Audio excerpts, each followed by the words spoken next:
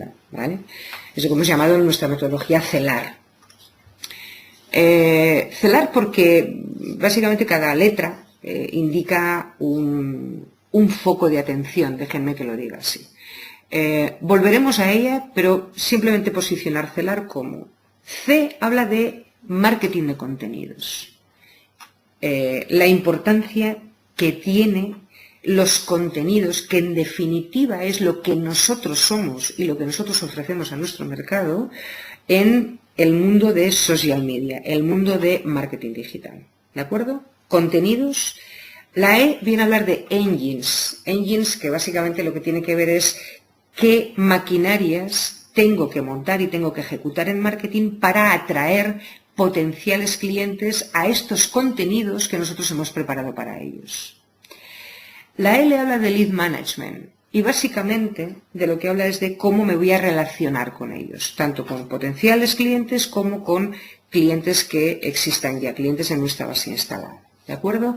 Y habla de cómo los cualifico y cómo los gestiono para ir haciéndoles crecer e ir haciéndoles, digamos, acercarse a mi solución, a mi compañía, a mi propuesta de trabajo con ellos. La A habla de automatización, habla de herramientas y la R habla de resultados y mejora continua, porque básicamente no tiene sentido medir las cosas si no somos capaces de, entendiendo esas métricas, buscar fórmulas para la mejora de procesos. ¿Sí? Déjenme que les hable de cómo vemos nosotros la aproximación de marketing digital y dónde encaja social media dentro de esta aproximación de marketing digital. Miren, nosotros vemos nuestro mundo de cómo tenemos que hacer las cosas y cómo tenemos que generar oportunidades para nosotros mismos, un mundo en el que, en primer lugar, lo que existe es, por supuesto, es un canal digital, es un mundo digital, es un mundo web, es un mundo internet, donde lo que tenemos es un continente, déjenme que lo diga así. Nuestro continente básicamente es nuestra web, es nuestro ecosistema digital. Vamos a hablar un poquito más de ello, ¿eh? Es decir, este continente lo que ha de alojar son contenidos. Ese que parece muy obvio, pero hay veces que se nos olvida que esos contenidos que alojan nuestra página web tiene que cumplir con una condición fundamental, y es que han de aportar algo a alguien que quiera verlos. Es decir, estamos acostumbrados a meter absolutamente toda la información de la que somos capaces de generar en nuestras compañías dentro de nuestras webs. Es decir, estamos acostumbrados a decirles quiénes somos, lo que hacemos, quiénes son nuestros clientes, los casos de éxito que tenemos, dónde y cuándo vamos a hacer eventos, cuáles son las noticias relacionadas con el sector. Es decir, estamos acostumbrados a tener unas webs llenas de contenido, pero lo que no está tan claro es que esos contenidos sean atractivos y sean interesantes para quien los quiera ver.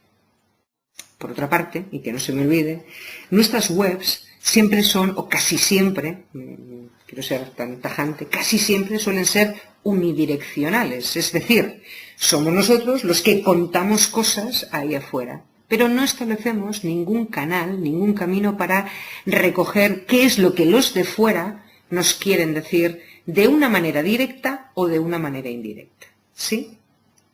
Una vez tenemos nuestro continente, y digamos en el mejor de los casos hemos conseguido dotarle de contenidos de valor y de contenidos que sean interesantes y atractivos para nuestros potenciales clientes, lo que tenemos que poner en marcha es ese punto 3 que ven ahí, que es el plan, es decir, el plan de marketing.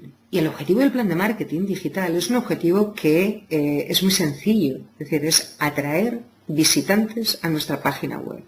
Porque una vez los hemos atraído, ya nos encargaremos de hacerlos crecer. Pero lo primero que tenemos que hacer es decir, definir cuál es el mix de marketing que tenemos que poner en marcha. Y hablaremos de campañas convencionales de marketing de toda la vida. Hablaremos de campañas de posicionamiento, hablaremos de mailings masivos, hablaremos de mailings, digamos, más quirúrgicos, más orientados o más segmentados. Hablaremos de campañas de pay-per-click, hablaremos de social media, hablaremos de un mix de acciones y de actividades, insisto, cuyo objetivo no es vender, no. El objetivo es atraerlos a nuestra página web. Una vez están en nuestra página web, nosotros vamos a necesitar algo para verlo, por decirlo de alguna manera, para medirlo y para entender dos cosas. Para entender cuánto de interesante es ese visitante para nosotros, es decir, si pertenece a un segmento determinado, a una industria donde nosotros estamos especialmente focalizados o tenemos una cierta especialización, o porque son grandes, o porque son medianos, o porque son pymes. Es decir, hay una serie de atributos que hacen que un posible visitante sea atractivo e interesante para nosotros. Pero todavía nos queda por saber cuánto de interesantes somos nosotros para ellos. La forma de saberlo es siempre, digamos, por aproximación. Es decir, nosotros podemos asumir y podemos intentar medir el grado de interés que tiene cualquiera de nuestros visitantes a la página web. Y lo podemos hacer de la mano de ciertas herramientas de automatización de marketing que existen en el mercado, hay muchas, y no son especialmente herramientas, o no son estrictamente, herramientas de web analytics, es decir, de analítica de web, sino son herramientas de automatización de marketing. El tipo de herramientas que necesitamos son automatización, necesitamos CRMs, necesitamos web analytics, necesitamos un pool de herramientas que son sencillas de obtener y que nos van a ayudar a entender cuánto de interesantes son para nosotros estos potenciales y cuánto de interesantes somos nosotros para ellos. Una vez tenemos esto y hemos analizado esta información, a partir de aquí viene lo que yo llamo el call to action, es decir, no es el café para todos, es la acción de marketing para todos, sino la acción de marketing absolutamente dirigida a cada uno. Es decir, dependiendo de esa información que hemos analizado, con un grupo de visitantes haremos una cosa y con otro grupo haremos otra. Es decir, a algunos les vamos a mandar un mail, a otros les llamaremos por teléfono, a otros les enviaremos contenidos adicionales, etcétera, etcétera. Es decir, a partir de aquí es cuando nuestro marketing puede tener la posibilidad y la capacidad de actuar uno a uno. Perdón. Cuando digo uno a uno, digo exactamente eso, uno a uno. Nosotros vendemos a las empresas, pero quien nos compran son las personas. Es decir, al final somos nosotros quienes ejercemos de compradores. Dependiendo en dónde estemos, dependiendo del sector que estemos, de la solución que estemos intentando poner en el mercado, etcétera, etcétera, el número de personas que interactúan en un proceso de compra es distinto, pero para que se hagan una idea, más o menos, se están manejando cifras del entorno de entre 6 y 21 personas son las que participan directamente en un proceso de compra de tecnología.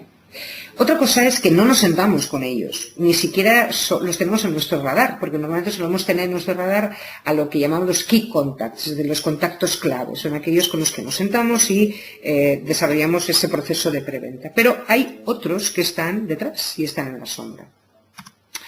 Estos son lo que, de traducción complicada, llamamos los buyer persona. Tenemos que conocer exactamente quiénes son estas personas que participan en ese proceso de compra. Serán asesores, serán familiares, serán usuarios avanzados, serán usuarios no avanzados, serán jefes de departamento que están absolutamente, son anónimos en este proceso de compra para nosotros, pero que están y que opinan. Entonces, en B2B, en business to business, en marketing digital, el conocimiento de nuestro interlocutor es crítico, ya que también en este formato tenemos que hacernos ver y tenemos que ser capaces de llegar a ello, ¿vale? El buyer persona es lo que tradicionalmente solemos identificar como el rol, es decir, si ustedes tienen una solución que quieren poner en el mercado y sus interlocutores habituales suelen ser el director financiero, el CIO, que es el de tecnología, y digamos un perfil ejecutivo, pues en algunos casos el director de producción, en otros casos el de recursos humanos, en otros casos el de marketing, etcétera, etcétera, lo que parece bastante evidente es que lo que le interesa al director financiero son cosas bastante distintas que lo que le interesa al director de tecnología. Nosotros somos los mismos y tenemos la solución que tenemos, es decir, lo que nosotros vendemos es la misma cosa. Sin embargo, los mensajes que hemos de dirigir a cada uno de ellos son mensajes totalmente distintos. Entonces, la clave está en conocer exactamente a cada uno de estos perfiles. ¿Y qué es lo que tenemos que conocer? Pues tenemos que conocer muchas cosas. Desde luego no es un proceso que se puede, recoger, esta información no se puede recoger en una acción. Es un proceso que va madurando y se va enriqueciendo cada vez que interactuamos con un potencial comprado. No es suficiente la información convencional que tenemos normalmente en nuestros CRMs, en caso de que lo tengamos, ¿no? De quién es, el rol que ocupa. No, necesitamos saber cuáles son sus criterios en la toma de decisiones, cuáles son sus habilidades y conocimientos, cuánto de cerca o de lejos está de cierta tecnología, saber que al director financiero le va a interesar muchísimo cualquier aproximación desde el punto de vista de retorno de inversión, de las inversiones que le estamos proponiendo, y al director de tecnología eso le importa, pero en cierta medida nada más, porque lo que le interesa más son los aspectos más tecnológicos, etcétera, etcétera. Es decir, lo que nos interesa fundamentalmente son los patrones de comportamiento y las interacciones. Y a partir de aquí, en esta hipotética ficha, que puede ser la mitad de lo que ustedes están viendo o el doble de lo que ustedes están viendo, pero la idea que quería compartir con ustedes es decir, hay información que nuestros sistemas y nuestro marketing tiene que ser capaz de ir generando y recogiendo. ¿De acuerdo? ¿Cuál es el lenguaje que utiliza? Estas cosas que ven ustedes en rojo ahí abajo. ¿Qué tipos de contenidos le pueden interesar? ¿Cuáles son los medios que consumen? Si consumen redes sociales, si consumen grupos, si consumen blogs, si consumen revistas. Es decir, la pregunta es, ¿los directores financieros del sector de retail consumen LinkedIn o no?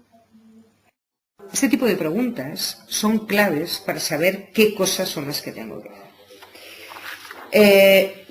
Desde el punto de vista de contenidos de valor, y cuando hablamos de contenidos estamos hablando de muchas cosas, estamos hablando de hojas de producto, estamos hablando de informes ejecutivos, estamos hablando de webinars, estamos hablando de casos de éxito, estamos hablando de trials, de pruebas de software, estamos hablando de mil maneras diferentes de contenidos de valor. No solamente hay que tener en cuenta los contenidos de valor para cada uno de estos roles, sino hay que tener en cuenta también en qué fase del proceso de compra están. Quiero decir con esto lo siguiente. Imagínense que en el mejor de los casos nosotros tenemos alrededor de nuestra solución desarrollar una serie de contenidos que, digamos, con un lenguaje apropiado para director financiero, con lenguaje apropiado para director de tecnología y con lenguaje apropiado, digamos, para, el director de logística de la compañía a la que queremos acercarnos para vender nuestra solución. La pregunta es, ese tipo de contenidos que tenemos que darles y hacer llegar a estos interlocutores, ¿lo mismo da que le dé un trial que le dé una hoja de producto? ¿Es lo mismo que le invite al director financiero a hacer un análisis, digamos, económico del retorno que va a tener la inversión cuando acaba de comprar a otro una solución parecida a la nuestra? Es decir, ¿eso tiene sentido? Evidentemente no. Es decir, el marketing no solamente tiene que acercar los contenidos y comunicarlos correctamente, sino también tiene que hacerlo en el momento adecuado. Y este es el gran reto. Y este es el gran reto que tenemos en este momento encima de la mesa y que no es una tarea baladí. A la hora de crear contenidos, y esto simplemente es un ejemplo, insisto, no se preocupen porque la información, la documentación la van a tener ustedes en la web. Básicamente el resumen de todo esto es, por cada uno de los roles de buyer persona que tengamos y dependiendo del proceso que tengamos, ¿vale? O donde estén ellos, tendremos que tener unas piezas de contenido con unos mensajes determinados y que los tendremos que mover en unos medios determinados, ¿sí? Es decir, los vídeos tendrán que estar donde tengan que estar y tendrán que hablar de lo que tienen que hablar para alcanzar, digamos, para llegar mejor a nuestro posible interlocutor. Vamos a hablar de la web. ¿Por qué es importante la web? ¿Qué tiene que ver todo esto con social media? Pues tiene muchísimo que ver. Vamos a ver. Antes les decía que desde nuestro punto de vista la web es un ecosistema digital más que lo que tradicionalmente hablamos de web. Y lo que me gustaría poner el punto de atención es decir, de estas web folleto que les decía yo antes, en el que es totalmente unidireccional, en el que decimos cosas, pero nos preocupamos poco de recoger feedback, tiene que cambiar. Nuestra web se transforma de algo estático a algo absolutamente dinámico y además bidireccional. Hay muchas webs, he puesto aquí unos ejemplos, no se fijen ustedes en si son más o menos bonitas, sino en las estructuras que tienen las webs. Hay formas y formas de hacerlas, todas son buenas, a mí me parece que son muy interesantes, pero hay formas diferentes de relacionarse. Es decir, esto es, por ejemplo, una aproximación un pelín diferente en la que básicamente continuamente se está preguntando a un potencial visitante cosas. Se le está preguntando qué quiere saber, dónde quiere ir, qué es lo que quiere ver y la interacción es posible. El siguiente, que es donde ya entramos, el siguiente punto, les decía, el objetivo de nuestro plan de marketing digital tiene que ver con la atracción de tráfico y leads, potenciales leads a nuestra web. ¿Sí? Este es el plan de Engines, este debe ser nuestro plan de marketing. En la siguiente slide ustedes pueden ver más o menos, es decir, es una especie como de resumen de lo que puede ser, de las distintas tácticas y de las distintas actividades alrededor de este objetivo de generar demanda que podemos poner en marcha y podemos ejecutar en nuestras empresas, ¿sí? Esto puede ser razonablemente un mix de marketing, donde hay mailings, hay emailings, newsletter, eventos, webinars, como les decía antes, pay-per-click, SEOs, etcétera, etcétera. Medios sociales es una parte, es solamente una línea de todas las demás. No es, déjenme que lo diga así, no es la línea, es una más que tiene que estar perfectamente integrada en un plan más complejo. Es decir, en este momento, centrar todo nuestro esfuerzo y centrar todos nuestros recursos, por así decirlo, en un plan de medios sociales no parece que sea muy sensato. Es decir, tiene que ver más con un plan integrado, un plan mixto y un plan que tenga distintas actividades, eso sí, absolutamente complementarias unas con otras y absolutamente engranadas unas con otras. Si nos metemos ya directamente en social media, pues la primera pregunta, bueno, ¿qué es? Bueno, pues son plataformas digitales de comunicación. Básicamente es esto. Es una plataforma, es un camino para comunicarme con un mercado potencial que ahí está afuera. Lo que sí es interesante entender aquí, y es lo más interesante, déjame que lo diga así, es el poder que el usuario toma, el poder que el visitante toma. Nosotros como visitantes tenemos el poder de hacer clic o no, de hacer o no, o de ver o no aquello que el que me envía, que normalmente somos nosotros, las empresas las que enviamos, es decir, la invitación que me envía y yo tengo la capacidad de decidir si quiero o no quiero y si me gusta o no me gusta.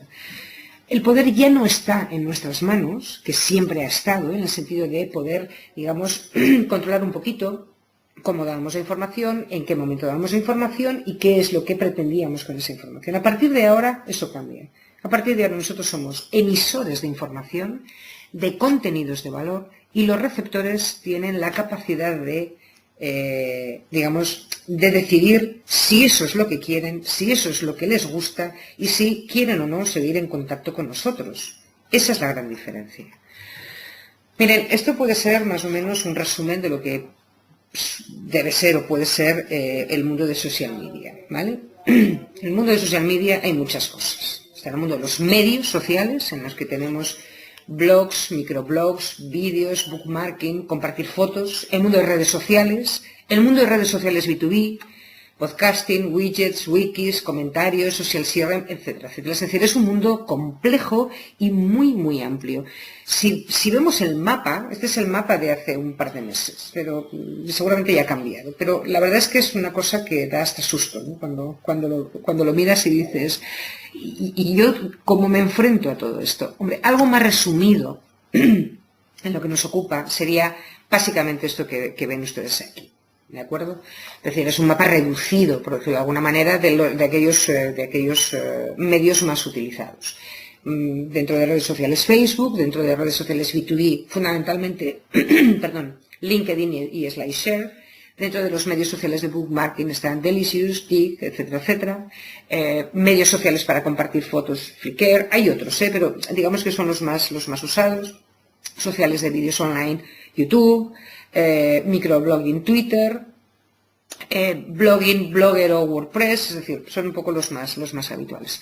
Miren, a partir de aquí, lo que pretendo, y intentando no aburrirles demasiado, es intentar hacer un pequeño resumen de los 4 o 5 que más nos pueden llamar la atención, porque son evidentemente los más utilizados.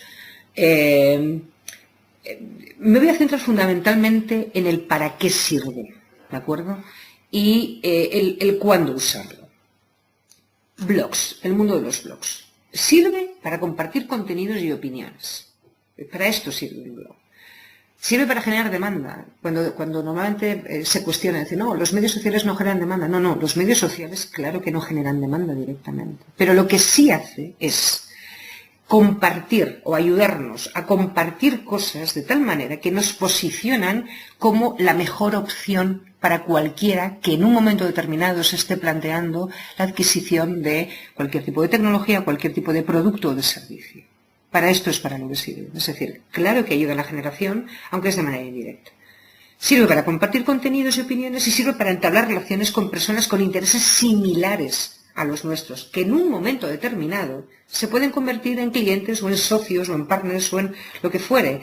¿Cuándo? Cuando ellos decidan, no cuando nosotros decidamos. Eso sí, nosotros les podemos ayudar a acelerar ese proceso en la toma de decisión. ¿Cuándo los vamos a utilizar o cuándo usarlo? Cuando queramos una comunicación fluida y cercana y cuando queramos una comunicación, déjeme que lo diga así, no intrusiva, y que esa comunicación aporte contenidos de valor. Ese es el momento de utilizar blogs. Tiene unos requerimientos, evidentemente, es decir, los recursos, alguien lo tiene que hacer, lo tiene que mantener, etcétera, etcétera, pero tiene unos objetivos muy claros y unas condiciones y unos atributos muy claros. Tiene algunas ventajas, que al final, es decir, cuando interactúas mucho con cierto target, con cierto, digamos, entorno de interlocutores, los puedes cualificar muy bien, sabes exactamente dónde le duele, por decirlo de una manera más familiar, ¿no? Un blog humaniza absolutamente los mensajes de nuestros productos, de nuestras soluciones y de nosotros mismos, les pone cara, somos nosotros. Puede ser actualizado por diferentes personas, permiten incluir enlaces, es decir, tiene muchas ventajas, evidentemente. Yo no hablaría de desventajas, pero lo que sí, si tuviéramos que decir algo que hay que tener en cuenta es, consume recursos, es decir, es un medio que es inflexible en cuanto a que la frecuencia, la actualización y los contenidos tienen que ser adecuados, tienen que ser contenidos de valor y con una riqueza evidente en el blog, porque si no, se nos cae. Twitter, medios sociales de microblogging. Sirven básicamente para lo mismo, es decir, para compartir información, eso sí, de una manera mucho más encriptada, por decirlo de alguna manera, porque al final nos tenemos que circunscribir a 140 caracteres, ¿no? Pero por supuesto que nos sirve para construir relaciones con personas que pueden en un momento determinado tener interés con nuestras compañías. Lo usamos cuando queremos publicar información, y permítame que insista aquí, en todo momento y en cualquier lugar. Esto nos da una flexibilidad tremenda.